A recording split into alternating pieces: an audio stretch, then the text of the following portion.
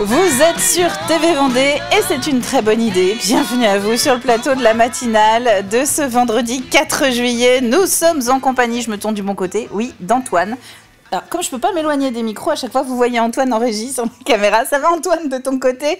Oui, toujours. Bon, très bien. Devant nous, qu'est-ce qui nous attend? Eh bien, pour le moment, 26 minutes d'actualité pour faire le point sur ce qui se passe en Vendée aujourd'hui et ces derniers jours. On va parler notamment, et ce week-end, parce qu'on va avoir notamment l'agenda de Camille dans quelques minutes pour vous donner des idées. Si vous arrivez tout juste dans le département ou que vous ne savez pas quoi faire au cours des 2 prochains jours, ne vous inquiétez pas, nous avons tout ce qu'il faut avec l'agenda et les coups de cœur de Camille. Juste avant, eh bien, on va faire quand même un petit tour par le journal avec du côté de l'actualité. Et difficile de passer à côté de l'info du jour. Et oui, c'est bientôt la fin du suspense. La fin du suspense pour les élèves de terminale, puisqu'à partir de la fin de matinée, normalement milieu-fin de matinée, les résultats du baccalauréat dans l'Académie de Nantes vont être publiés, affichés dans les lycées également. Et puis c'est la fin de l'école pour tous les enfants de maternelle et d'élémentaire. Bon courage à vous pour ce dernier petit déjeuner. Après, on enlève le réveil pendant 2 mois. Mais en parallèle de tout cela, dans les coulisses, eh bien, ce que vous ne savez peut-être pas, c'est que la rentrée, regardez, elle est en train de se préparer aussi. La rentrée notamment chez les papetiers. C'est le cas dans cette entreprise des herbiers, verriers majuscules, qui a triplé ses effectifs, qui triple chaque été d'ailleurs ses effectifs pour pouvoir répondre à toutes les commandes d'école, des commandes qui arrivent de plus en plus tôt. C'est ce que nous expliquera Mathéo Fromy tout à l'heure dans son reportage. Nous ferons le point aussi sur le CHD Vendée qui nous propose un petit peu du nouveau là depuis quelques jours. Le centre hospitalier vient d'inaugurer son nouveau rez-de-chaussée. Alors au-delà des travaux de rénovation très matériels, c'est aussi l'accueil et le parcours des malades et des visiteurs qui a été repensé. Nous ferons la visite avec Alix Lanos. Et puis Théo, lui, eh bien, il s'apprête à partir dans son Tour de France, à la veille du départ de la Grande Boucle. Je vous rappelle que c'est demain, de Lille, avec notamment le team Total Energy dans le peloton.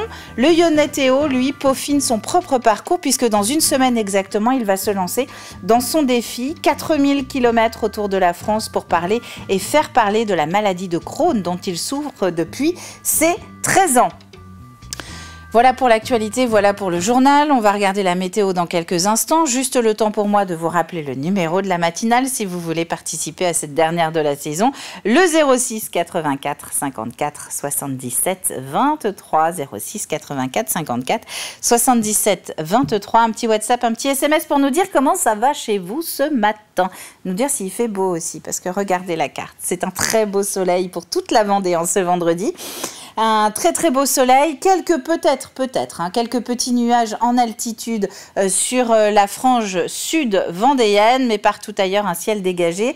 Les températures qui s'affichent, ce sont les températures en milieu de journée, 25 dans les terres, 25 sur la côte. Et puis cet après-midi, eh bien, nous aurons toujours du soleil, un petit peu, mais moins que cette semaine, un peu de vent, 20 à 30 km/h et des températures finalement estivales relativement classiques, une moyenne de 26-28, ça va pouvoir monter jusqu'à 32 dans les terres, 30 sur le littoral. Pour ce week-end, en 2 mots, attendez-vous à un ciel voilé samedi, 25 sur la côte, 30 degrés dans les terres, quelques faibles pluies qui sont annoncées et donc possibles pour dimanche matin, ça ne peut pas faire de mal, et le retour des éclaircies dimanche après-midi, 20 à 23 degrés. Les températures vont significativement baisser.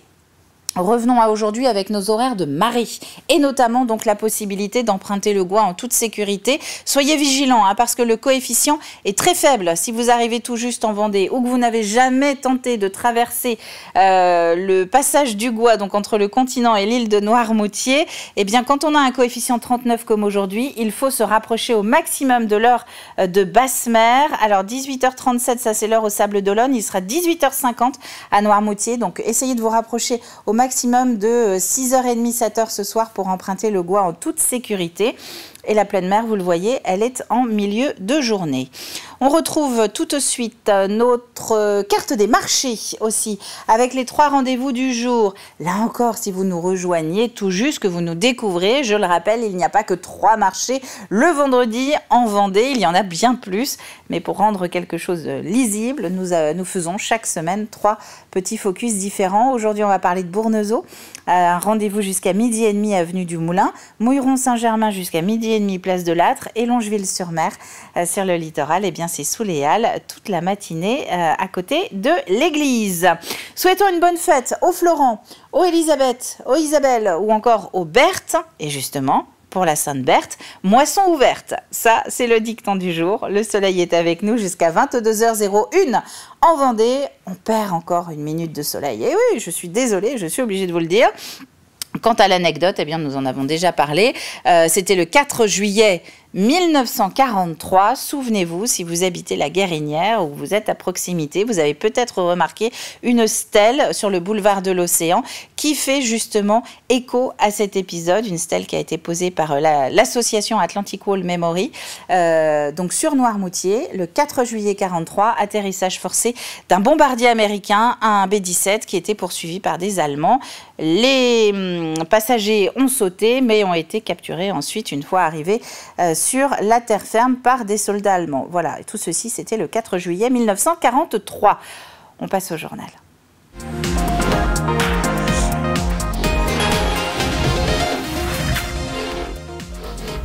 Plus que quelques heures donc avant les grandes vacances. Pour les plus jeunes, c'est le primaire qui ferme ses portes ce soir. Pour les lycéens, ce sont les résultats du bac qui sont publiés au cours de cette matinée. Mais dans l'ombre, ce qu'on sait peut-être moins, c'est que la prochaine rentrée scolaire est déjà sur les rails. Dans les entrepôts du papetier Verrier, aux Herbiers par exemple, eh bien les effectifs sont multipliés par 3 l'été. Et vous allez l'entendre, les commandes arrivent de plus en plus tôt. Mathéo Fromy.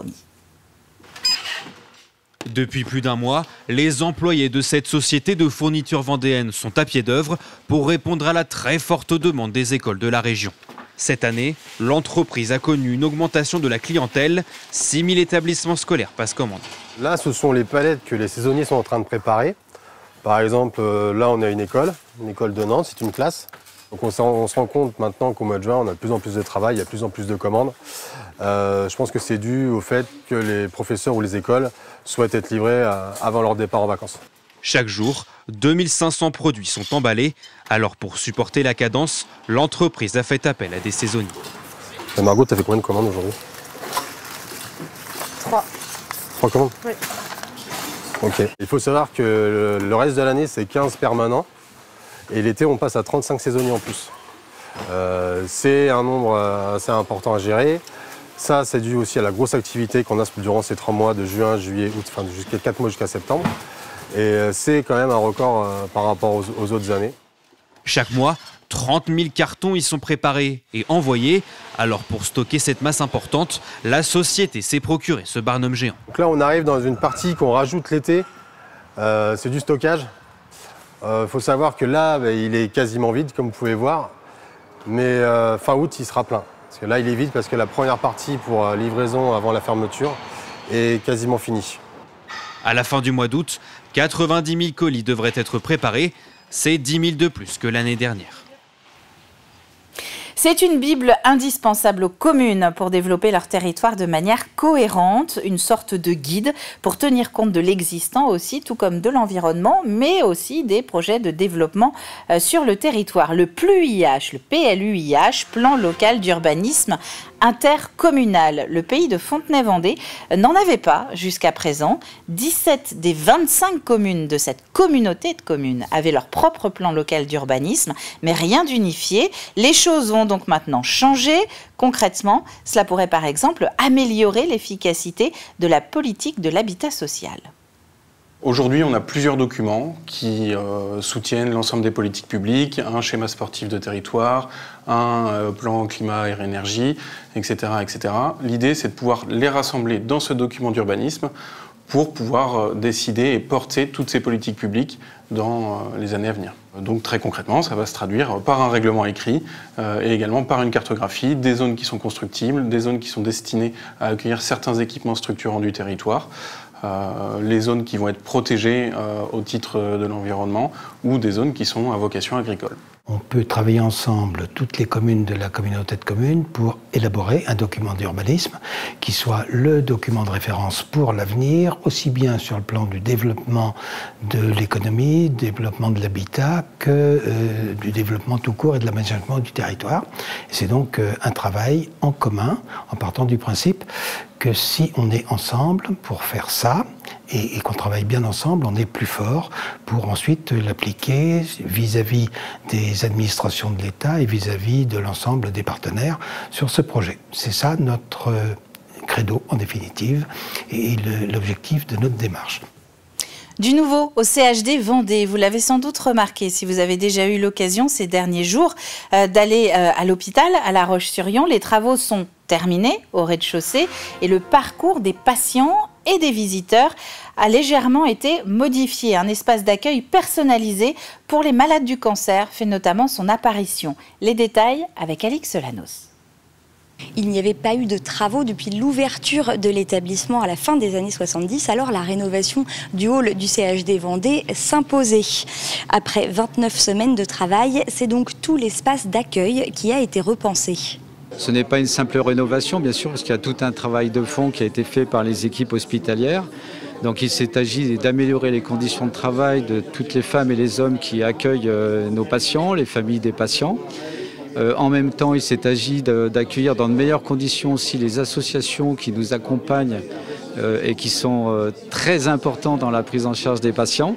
Donc c'est cet ensemble-là que l'on a voulu mettre en avant. Parmi les nouveautés, à quelques mètres des portes d'entrée de l'hôpital, un espace d'accueil et d'information sur le cancer, maladie qui touche chaque année 4700 nouveaux patients vendéens. C'est un nouvel espace usager mais qui est dédié à la cancérologie et dont la première mission c'est de pouvoir recevoir, d'accueillir, d'écouter et surtout d'informer, voire d'orienter des patients. C'est un espace neutre qui est fait pour pouvoir recevoir des gens sans rendez-vous. Ils n'ont qu'à pousser la porte, si j'ose dire. Et le but, c'est effectivement de leur permettre de s'asseoir, de pouvoir échanger, quel que soit leur motif du passage dans cet espace. Une convention pour la modernisation et les échanges de services autour de la bibliothèque a été signée entre l'hôpital et le département. Olivier Servère-Laurenzé, le directeur général du CHD Vendée, a indiqué vouloir continuer d'investir malgré les tempêtes dans un contexte budgétaire tendu et d'investir notamment dans les autres établissements périphériques de la direction commune. Théo a 20 ans, il est étudiant en informatique à Nantes et depuis 7 ans maintenant, il vit avec la maladie de Crohn, une inflammation chronique du tube digestif qui touche 8000 personnes chaque année et dont on ignore encore l'origine. Et bien pour en parler, pour en faire parler et pour récolter des dons, le jeune Lyonnais a décidé de se lancer dans un Tour de France à vélo. 4000 km avec un départ le 11 juillet de La Roche-sur-Yon. Nous l'avons suivi dans ses derniers entraînements. À 13 ans, quand les médecins annoncent à Théo, passionné de vélo, qu'il est atteint de la maladie de Crohn, le jeune garçon demande s'il pourra un jour faire le Tour de France. Mais avec cette maladie inflammatoire qui touche l'intestin et la paroi du tube digestif, cela semble compliqué. Mais aujourd'hui, à 20 ans, Théo se lance pourtant dans son propre Tour de France. Je me suis fixé un mois cet été pour partir, pour faire le Tour de la France. Donc d'abord, c'est un défi d'abord personnel, c'est 4000 km en un mois. Et aussi, du coup, j'ai voulu l'associer à une cause. Et du coup, j'ai trouvé l'association l'AFA Crohn. Une association pour comprendre et apprendre à vivre avec cette maladie chronique qu'on peut aujourd'hui contrôler mais pas guérir et qui touche environ 8000 personnes chaque année en France. Cette maladie, elle fonctionne par poussée. Et c'est que du jour au lendemain, on peut avoir très mal au ventre. On ne peut pas se bouger, on ne peut pas sortir du lit et le lendemain on peut être très bien et pouvoir aller faire du sport. Je veux toucher un maximum de personnes pour faire connaître cette maladie et ensuite je veux récolter des fonds pour soutenir la recherche parce que c'est encore une maladie assez récente. Théo lui a un traitement qui régule plutôt bien sa maladie et contrôle les éventuelles poussées. Pourtant sur le trajet il va devoir être plus vigilant que les autres. Mais c'est vraiment faire attention à l'eau parce que moi du coup mon corps il est plus sensible aux bactéries et dès qu'il y a une petite bactérie dans l'eau, mon corps il peut très mal réagir et je peux direct être en poussée. Donc je vais devoir faire attention à ça. Mais sinon après rien de particulier autre que la fatigue qui peut être plus intense pour moi Donc, voilà. Théo prendra le départ de son Tour de France le 11 juillet prochain à La Roche-sur-Yon, direction Bordeaux. Pour le soutenir, vous pouvez rouler avec lui le temps d'une étape, faire un don sur sa cagnotte en ligne ou encore le loger un soir et partager un moment avec lui. Toutes les informations sur son parcours sont à retrouver sur son site internet. Pour suivre le défi de Théo, donc vous l'avez vu, il existe un site internet, theo.chauvière.eu. Le départ, ce sera donc de La Roche-sur-Yon le 11 juillet prochain. Nous allons garder le vélo à portée de main et prendre la direction de Pouzauges, où vient de se dérouler la finale départementale du Challenge Vélo. 56 élèves de CM2 venus de toute la Vendée qui ont été sélectionnés au fil des épreuves dans leurs propres écoles. Ils ont testé leurs connaissances cette fois-ci sur les déplacements à pied, à vélo ou comme passagers de voitures et de cars. Ils ont aussi eu droit à une épreuve de maniabilité et une autre de circulation sur piste. L'idée étant d'anticiper le passage à l'âge adulte sur la route. Il faut sensibiliser les enfants à tout âge et là on arrive à une période charnière où on commence à rentrer dans l'adolescence et où le rapport au risque il n'est pas le même. Donc c'est important aussi en plus de bien savoir conduire, d'avoir de la maniabilité parce que certains des fois découvrent même le vélo au début de leur apprentissage. On ne parle pas encore de risques type alcool, etc. Donc là, on est vraiment sur la pratique du vélo, mais sur le fait de rouler trop vite, de ne pas bien se positionner sur la voie, d'être un danger pour les autres et un danger pour soi-même. Il y a toute cette pratique-là, justement, du bon port du casque, de bien avoir les équipements de lumière, les catadioptres, et puis des fois de porter un gilet rétro-réfléchissant, surtout quand c'est la nuit. En 2 mots, la météo de ce début de vendredi, avant de passer à la suite de notre matinale. C'est une journée très ensoleillée qui s'annonce pour la Vendée. Quelques nuages peut-être sur la frange sud vendéenne, partout ailleurs un ciel dégagé. 15 à 17 au réveil, 23 à 25 à midi, 25 notamment pour Fontenay-le-Comte ou encore les Sables-d'Olonne et Port-Joinville. Enchaînons donc et retrouvons tout de suite notre plus de l'info. Vous connaissez le principe, un sujet, 3 minutes pour revenir dessus. On regarde.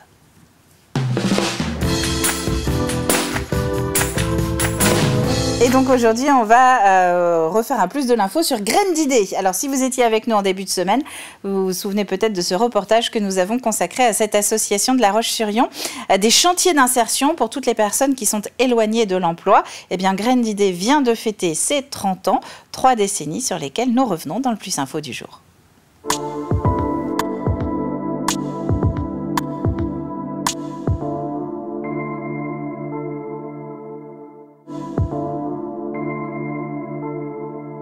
On a 2 pôles. Un pôle insertion par l'activité économique où on accueille des personnes sur du rebond professionnel. Donc on leur propose un emploi salarié pendant une durée de 4 mois jusqu'à 2 ans et un accompagnement pour pouvoir rebondir vers l'emploi pérenne ensuite.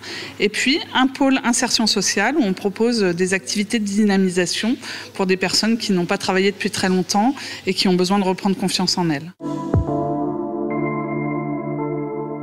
Alors ici, on a 5 supports d'activité. On a la cuisine, on est traiteur, on travaille particulièrement pour des centres de formation ou des associations.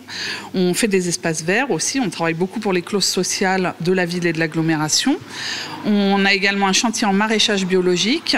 On fait de la couture et de la maroquinerie où on fabrique des sacs à partir de matériaux recyclés. Et puis on a une épicerie solidaire qui est aussi un support à l'insertion en chantier. En fait, on les forme. On ne demande pas aux gens que ce soit leur projet professionnel. On est vraiment sur un support de travail, mais beaucoup de gens qui viennent travailler en couture ou en cuisine veulent faire autre chose comme projet professionnel. Mais on va les former parce que il faut effectivement faire le travail et accomplir les tâches. Donc oui, on forme. Nous encadrons 9 salariés. On leur apprend à coudre. Pour celles qui ne savent pas, il y en a qui savent. Donc ici, on fait de la retouche sur des vêtements pour des clients. Et on fabrique des sacs à main aussi, de la maroquinerie. Et c'est avec ça qu'on apprend aux salariés à coudre. Des fois, ça sert juste de tremplin pour réapprendre à venir au travail, se lever le matin, un lien social avec les collègues. C'est pour les gens qui sont éloignés de l'emploi beaucoup. Donc c'est vrai que de se retrouver dans un atelier, ça permet de retrouver des bases. Et surtout des horaires de tenir un rythme de travail, quoi. Ils ont surtout besoin de reprendre confiance en eux et reprendre confiance dans les autres aussi, ça c'est important. Pour beaucoup, ils ont besoin d'être bien traités, bien accueillis, juste bien accueillis et qu'on leur laisse leur chance. Ils savent faire plein de choses, que ce soit sur le pôle de dynamisation sociale par exemple, où ils vont faire des gâteaux pour l'Assemblée générale, ils ont repeint les bâtiments il n'y a pas longtemps. Enfin voilà, ils ont des vraies compétences et quand on leur donne la chance d'exprimer ce qu'ils savent faire, on découvre des personnes qui ont vraiment des envies et vraiment de la valeur et ça leur redonne confiance à eux aussi. Ils nous élèvent au lieu de nous valorisent, voilà, au lieu de nous rabaisser. Enfin, ouais, il y a beaucoup de managers ou de chefs qui rabaissent un peu leurs employés. Mais là, non, ils nous revalorisent à chaque fois. Donc, c'est super. Enfin, moi, je suis très, très, très contente d'être là, en tout cas.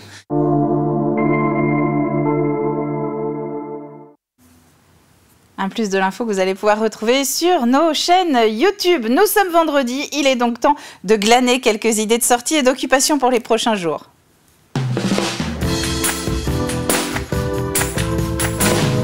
Et nous allons évidemment retrouver les coups de cœur de Camille, un agenda du week-end très estival. Vous allez voir, ça part un petit peu dans tous les sens, je ne suis responsable de rien. 2 minutes pour vous donner des idées d'occupation.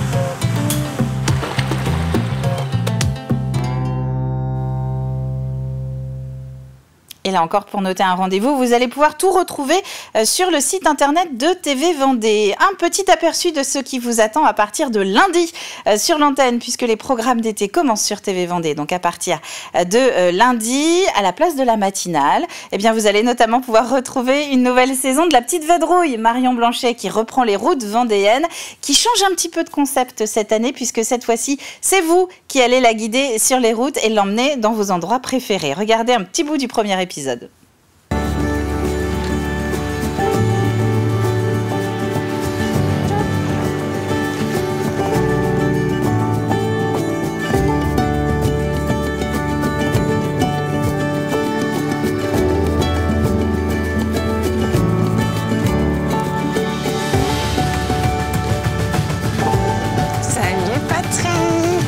Marion. Ça va? Bah oui, et toi? Je suis trop contente de te retrouver. Ah bah on est pas mal là. Dans ton univers en plus. L'entrée du port de Saint-Gilles, j'adore. On regarde la mer.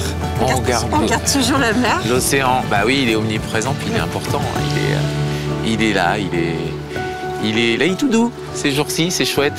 Et là, on a le temps idéal. On a un beau temps. Météo de rêve. Ça fait du bien, hein. Ça fait du bien. Ça y est, t'es reparti à fond? C'est reparti, oui, depuis début mars. Voilà, qu'est-ce que tu nous as concocté pour aujourd'hui? Ah ben plein de beaux endroits, des gens bien aussi. Tu nous gardes des surprises? Ah oui, je dis rien. Et puis on va aller voir des petits endroits assez originaux aussi. Ce midi, tu vas voir, on va manger dans un lieu particulier. Tu m'en dis pas plus? Ah bah non. Hein, Stéphane, monsieur Patrick? Ils ont confiance, impeccable. On y va? Allez, on y va. Allez, on tire. Pour cette nouvelle saison de La Petite Vadrouille, on a choisi de casser les codes. Arpenter les chemins, retrouver des sourires, inviter des personnes qui nous ont déjà séduites pour qu'ils nous mènent vers de nouveaux horizons, proches ou lointains. Se laisser surprendre, s'émerveiller. Go Stéphane. Patrick. Eh oui, go Stéphane et go vous aussi. Le rendez-vous, c'est à partir de lundi sur l'antenne. Rapidement, je vous rappelle le jeu de cette semaine. Si vous voulez remporter ce très beau poster du Tour de France féminin. Le Tour de France, ça commence demain, hein, ne l'oubliez pas, chez les garçons en tout cas. Là, c'est le Tour de France féminin avec notre partenaire Cadrea. Vous allez me donner avant midi sur tvvendée.fr le nom de ce procédé innovant qui permet de chauffer les bâtiments au Sable d'Olonne grâce à une ressource locale et renouvelable. Le tirage au sort, c'est cet après-midi, ne l'oubliez pas. Vous vous apprêtez à sortir pour la dernière fois pour l'école ou pour le boulot, eh bien bon courage à vous. Pour les autres, ça continue sur TV Vendée. I'll be there in a hurry. You don't have to worry, 'cause baby, there